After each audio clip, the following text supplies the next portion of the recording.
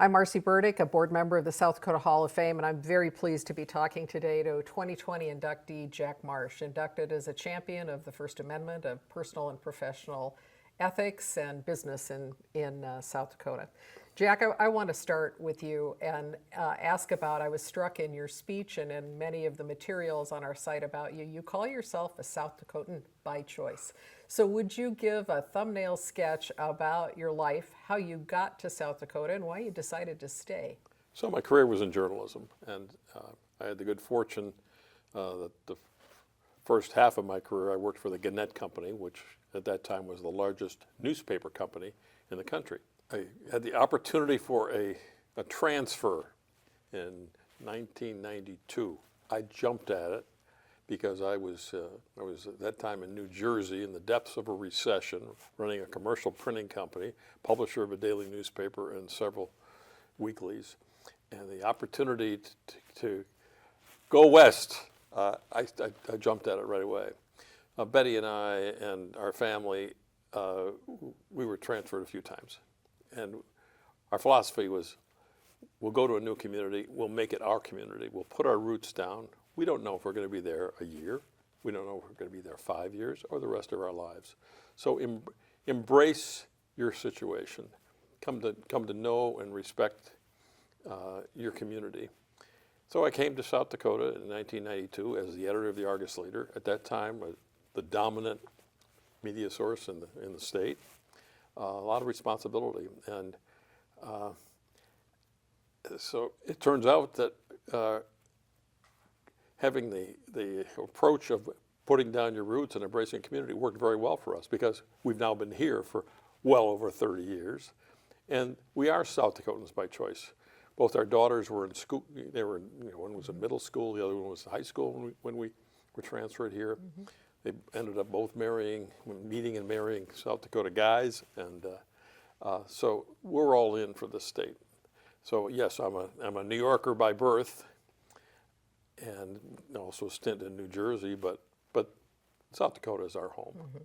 You mentioned that you came to work at the Sioux Falls Argus Leader, and I wonder if you would say a little bit about some of the major events that happened while you were there and tough decisions you had to make. But then also tell us a little bit about how you left the Argus Leader and what you did next. The former CEO and chairman of the Gannett Company is a man by the name of Al Newharth. When I was transferred to the Argus Leader in 1992, Al was then, he had left the company, but he was chairman of the company's foundation, known as the Gannett Foundation, later renamed the Freedom Forum. One of the first pieces of mail I received in December of 1992 was a letter from Al Newharth, "Welcome to the sacred soil of South Dakota. Let's stay in touch. Best wishes." And it turned out that relationship with Al Newharth then became the key to the rest of my career. I thoroughly enjoyed my time at the Argus Leader. We had an incredible staff. We put out a very good product. We had I think in many cases a courageous editorial page where we, as an institution, we spoke out on what we believed in and what we stood for. But after 6 years or so, I was ready for another opportunity, and Al Newharth was coming into the state and needed help with a speech, so I helped him with the speech, and my wife Betty and I, we went out to the presentation. He was getting the Sales and Marketing Executives Annual Award in Sioux Falls. So we went out for the speech, and then afterwards we just had a conversation, and but my wife had challenged me, what would really make it for a satisfactory or satisfying end to your career? I said, I'd like to work for Al Newharth. I'd like to work for the Freedom Forum. So I pitched Al Newharth at the Ramkota Hotel in the bar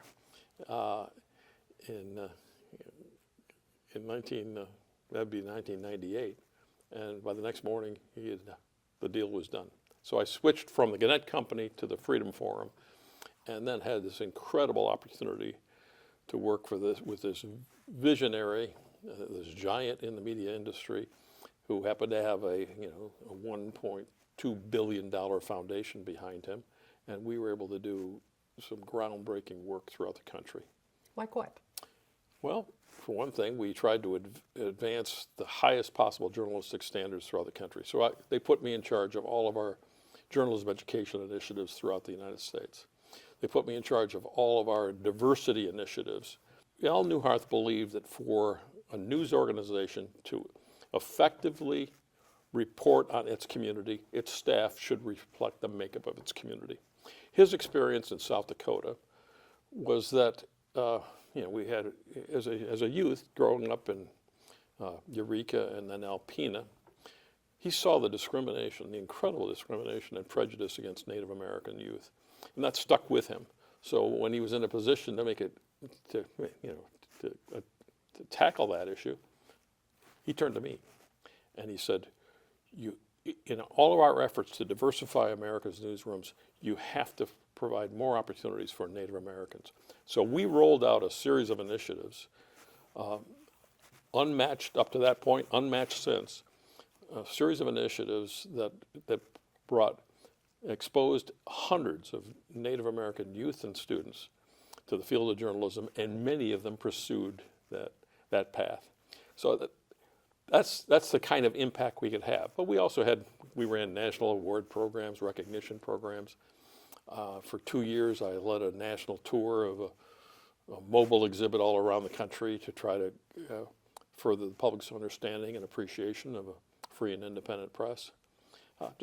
But incredible opportunities that Al Newharth provided to me because of his vision, and also because we had a foundation backing us up that would provide the resources to accomplish that. Well, it sounds to me, as I listen to that, at the heart of that, and certainly had the foundation to back you, but were good ideas.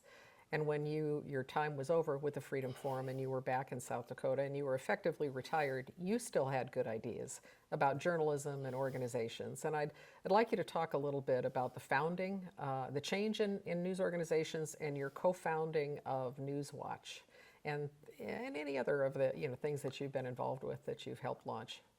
I had my first newsroom job. I think you started when you were 14. I had my first newsroom job when I was 18. It was a summer intern. I was a reporter in my hometown. To give you an idea, technology had not advanced very much since Gutenberg, I don't think, at that point. I mean, we had old letter presses. We had manual typewriters.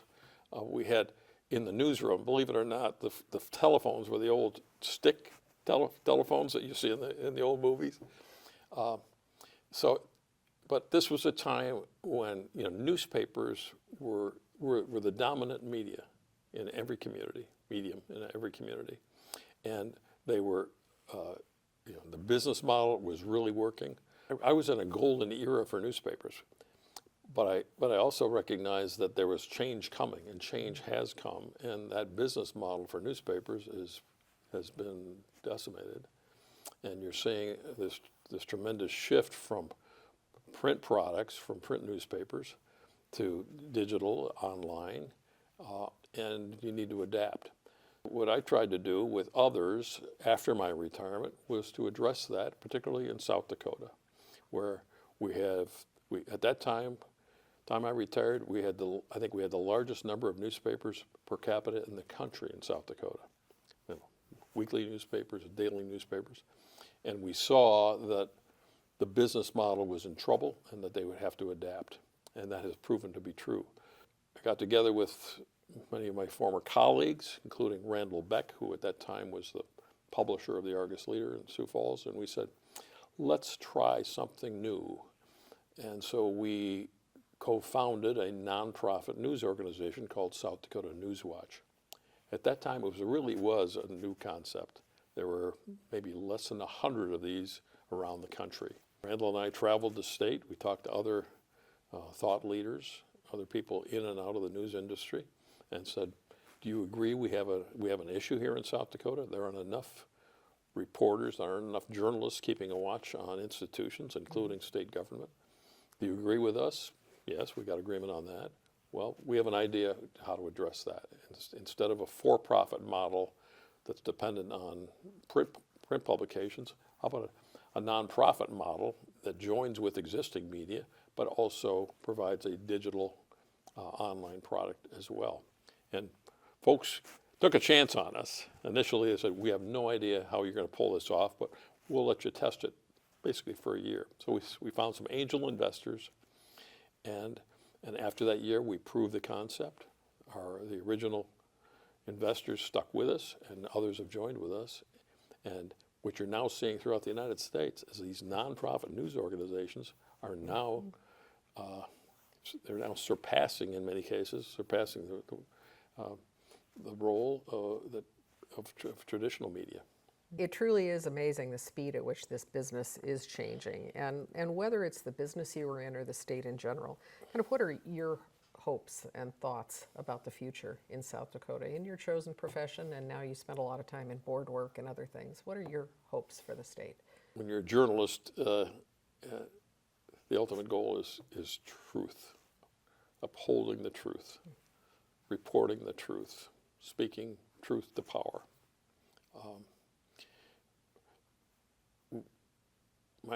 My hope is that that the people of South Dakota and of our nation will come to realize that truth is essential to a well-functioning society and democracy.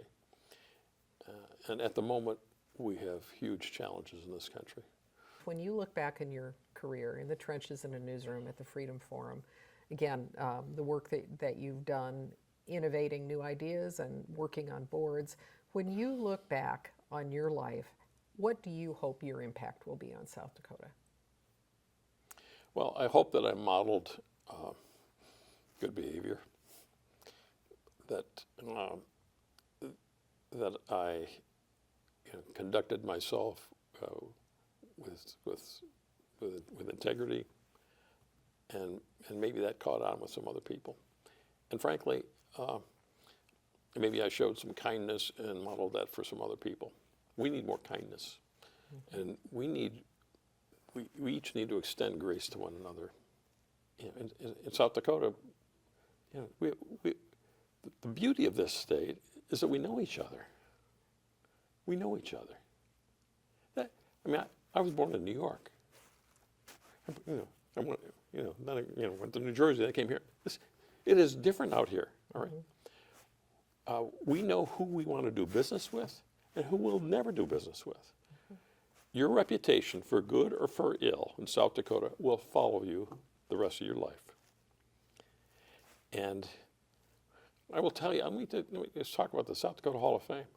What excites me so much, and it makes me so proud to be a member of the South Dakota Hall of Fame, is that I'm lumped in with all these other people who are, yes, tremendous accomplishment, but people of exemplary character. Exemplary character. Just before we came in here, we listened to a panel of this year's inductees. And the common thread there was, yes, we're pursuing excellence. Yes, we're working hard. Yes, we're excelling in our professions, in our occupations. But it was about character and understanding and honesty and decency, civility. We have to get back to those values. But in South Dakota, I'll tell you, one thing I love is if you have a good idea, people will at least let you try it, right? I think of South Dakota, we're a robust state. Now, not all those ideas are going to pan out, but people will give you a chance to test your idea. And they will actually write checks. There'll be angel investors in your idea.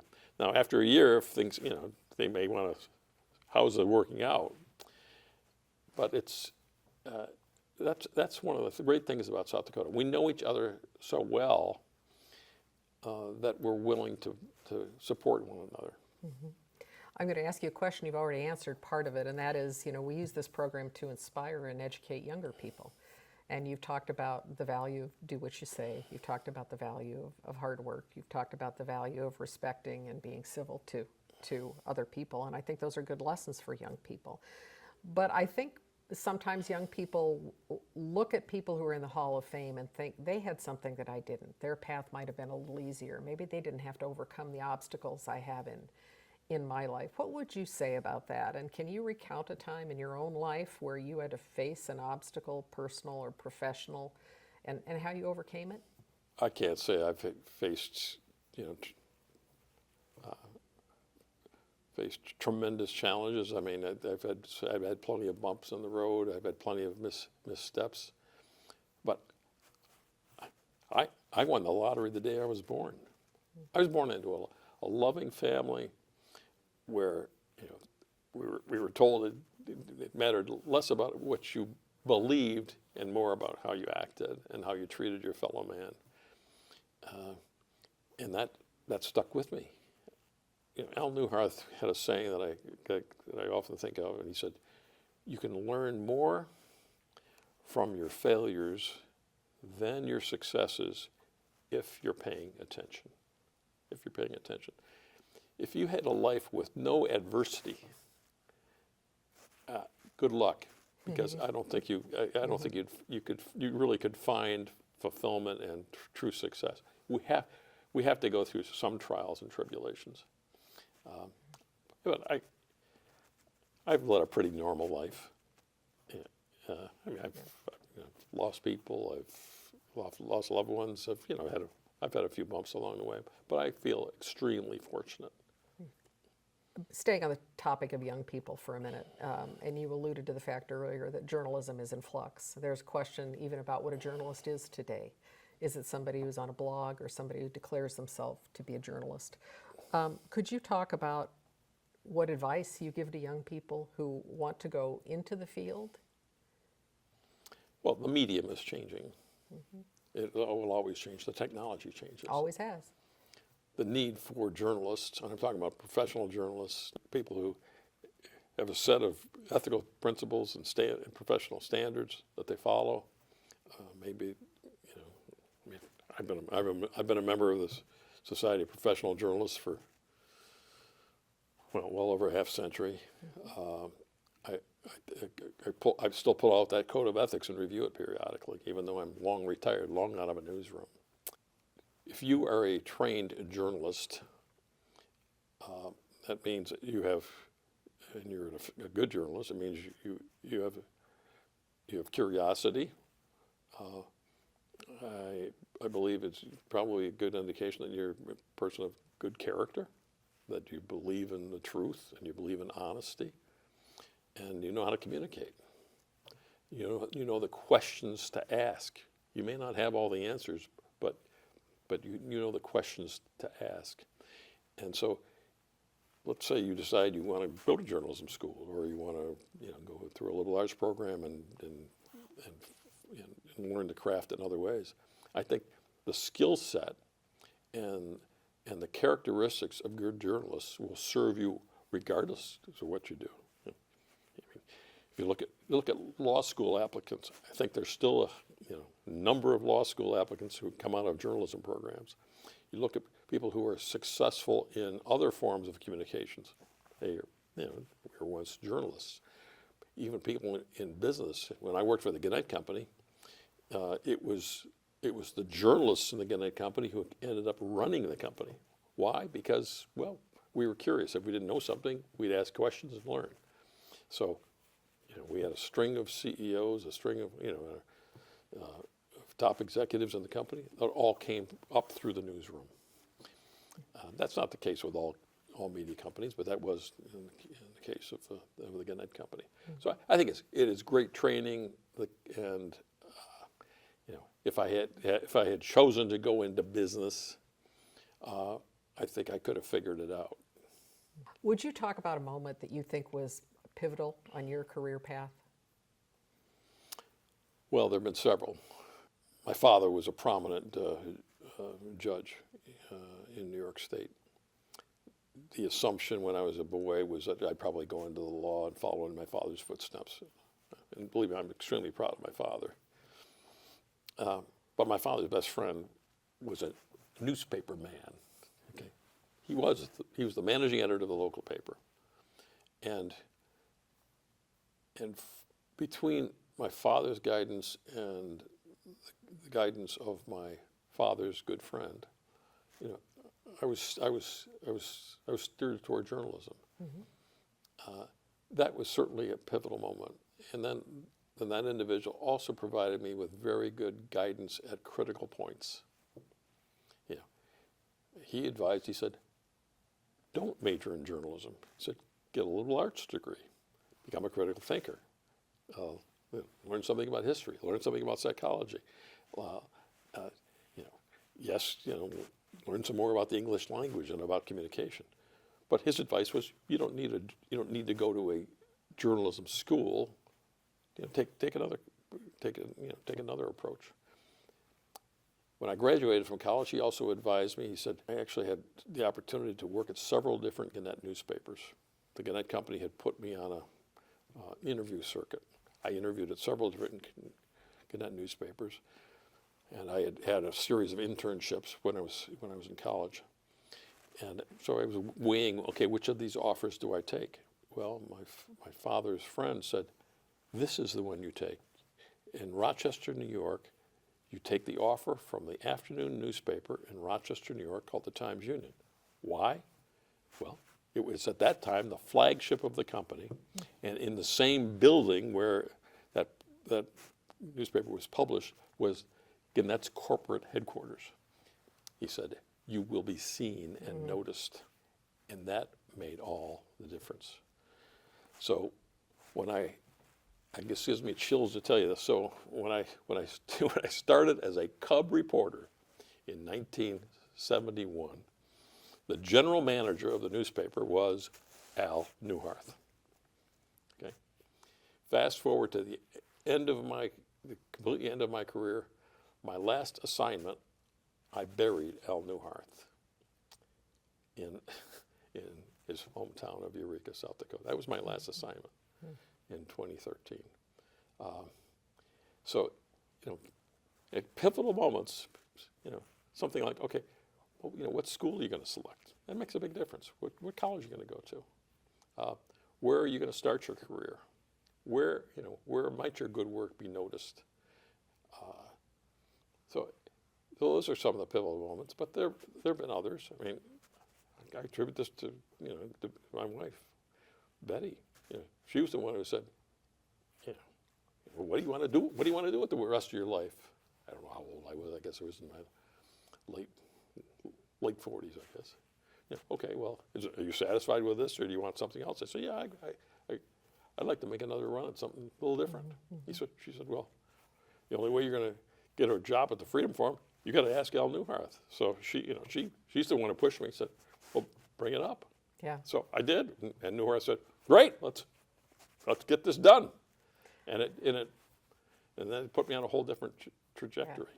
This interview is about Jack Marsh, but we won't get to talk to Al Newharth because he's no longer with us, another South Dakota Hall of Fame member. That's right. So I wondered if you could say a little bit about, you've talked about kind of his vision, his belief in undercovered issues and people who need opportunity and to create opportunity.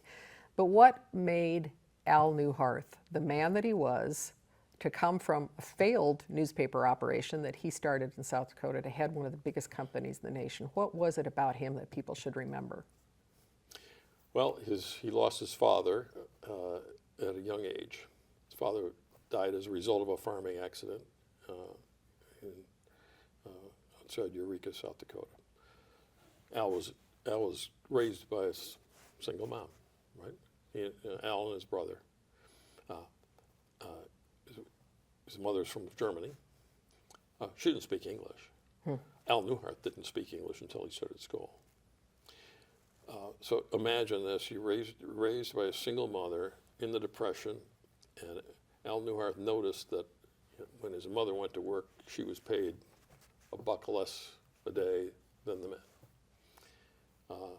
He noticed when he was a cheerleader for the Alpena High School, he noticed that when Alpena High School was playing a team from one of the reservations, he noticed the horrible prejudice that was probably spoken during the games. that stuck with him. He also noticed that that in these little towns, the biggest houses were owned by the newspaper owner or the banker. And he said, "Oh, I wonder how that works." So you know, so his upbringing made a difference there. The Second World War, I'm sure, made a difference. He was in the infantry in Europe. He earned a Bronze Star. That experience, I know, and then for his generation, the difference that the GI Bill made. I mean, hundreds of thousands, maybe even millions, I don't know what the number is, of GIs coming back from the Second World War who went on to college because of the GI Bill. And Al Newharth was one of them. So he enrolls at USD, and then he takes off from there. But Al Newharth had many missteps, failures, but remember, it's saying you can learn more from your mistakes, more from your missteps more from your failures than your successes, if you're paying attention. So Al started a statewide weekly newspaper along with one of his buddies from USD called Sodak Sports, operated from 1952 to 1954, ahead of its time, a statewide sports publication. We're in South Dakota, everybody's nuts about high school sports, and he capitalized on that. And it was a great publication. I have read every issue. I've seen every issue. I have a digital set of all the issues. Great success. The problem was they didn't have enough advertising. And every time they sold another subscription, they lost more money because they had the distribution costs. So they went through all their money in 2 years. So what was a journalistic success was a business failure. Years later, he applied all those lessons when he established a national newspaper called USA Today. Those lessons all came out of South Dakota. And revolutionary. Today, people would think, no big deal. It was a big deal when it launched. It was a big deal when USA Today launched in the early 1980s. It's preposterous. We can't have a national newspaper. What are all these? What's all this? What are all these color photos and graphics doing? What do you mean you're going to publish it in different printing plants throughout the United States and beam the pages by satellite? It was incredible. That was his vision. Now, he didn't pull it off himself. He hires a lot of smart people. And he had to sell the idea. He had to sell the idea to them, right? He had to sell the idea. Because it was I understand it was counterintuitive to newspaper people to say, we're going to publish just short articles and lots of them. We're going to give this so somebody can take it as a business traveler and have it and get a sense of the world in a day. They can go other places, the Wall Street Journal or other places. But that was an anathema to newspaper people at the time, right? Oh, yeah. You get tremendous pushback. Yeah. And again, of course, I used to moderate a lot of discussions and interviews with Al. And I used to come say, "How much money did you lose on USA Today?" He said we didn't lose anything. He said we invested. He said, and I think USA Today lost roughly $1 billion before it ever turned a profit. I may be off on that, but say it was $1 billion. But he said, but once it started turning a profit, that was eclipsed, by some X multiple. Al Newhart's his perseverance, his vision, his hard work, his integrity, those all came out of South Dakota. From his upbringing, from his experience with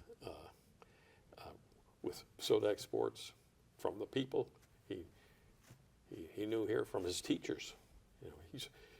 He spoke glowingly about his high school teachers who made a difference in his life. That's amazing that he remembered that. And I'm sure he told them that, which did. is even better. Jack, your time at the Argus Leader, what they say about a newspaper is the first cut of history. And since this is about your legacy in the state, I wonder if there are some particular stories or events and decisions that you had to make while you were at the Argus Leader that were particularly meaningful, important, or legendary in South Dakota history that you would talk about. Well, I don't know that they were legendary. The big stories, big issues under my watch, the governor's plane crash.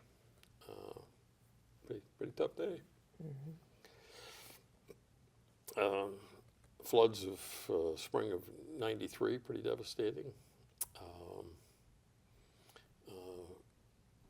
Some violent crimes that were quite shocking. The reemergence of Bill Janklow, which was certainly interesting. I always thought that my role as the editor of a newspaper was, yes, we're going to insist on high standards here at the newspaper, and we're also going to hold institutions and hold elected officials to those same high standards. It all starts with integrity and honesty. That's how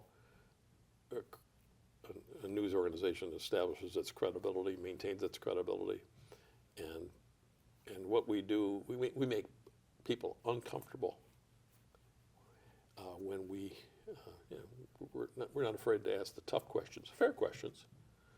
But I think part of my personal legacy is I'm able to stand up and in a fair manner ask questions that are on everybody's mind that maybe people are reluctant to ask. I do have a natural curiosity, but I think I can read a situation pretty well. And so, if I'm at a Rotary meeting or I'm at some other community event and there's a newsmaker on the dais, you can usually count that I'll raise my hand and ask a question that maybe makes the person feel uncomfortable. But I never ask a question that I don't think they can handle. And nor do you ask it in a way that is hostile, evil, designed with bad intent, and they know it. And I think that falls to your personal integrity. And, I also share this with you. I've had the opportunity to work with so many giants in journalism. One person is Bob Schieffer, who used to be anchor of the CBS Evening News and Face the Nation. And I think Bob is one of the great interviewers out there.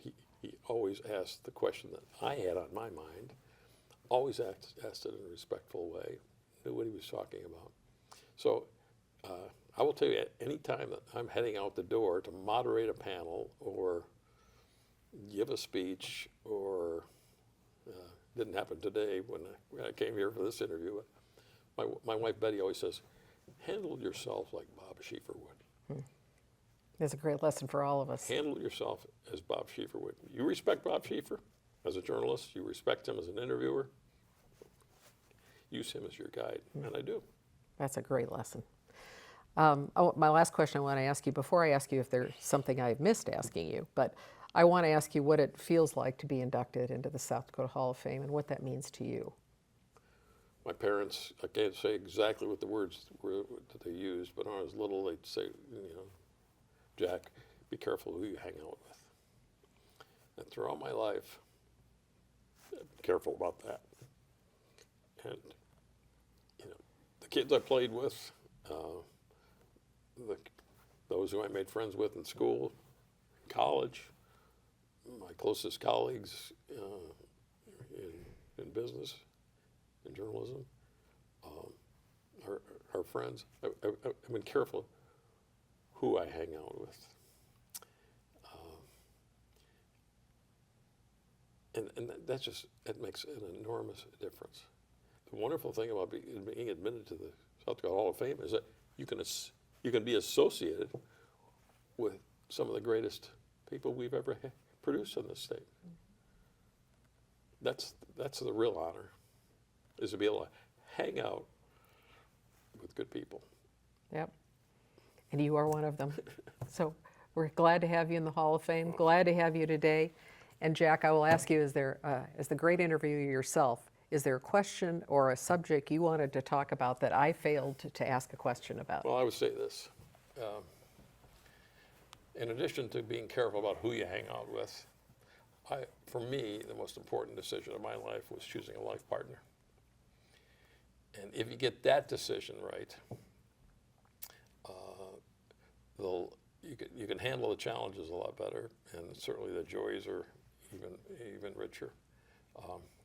And if you make a mistake in that choice, I'd say try somebody else. Lesson learned. But for me, you marry the love of your life, and you make that you make that decision as a young person. I mean, I met my wife when I was 18 years old. I knew I was going to marry her at 18. We didn't. We waited, but choosing your life partner, I believe, may be the single most important decision you can make. But choose your life partner, and choose your friends wisely. Great advice. Great to be with you today, Jack. Congratulations so on much, being in the Marci. Hall of Fame. Thank you. Great.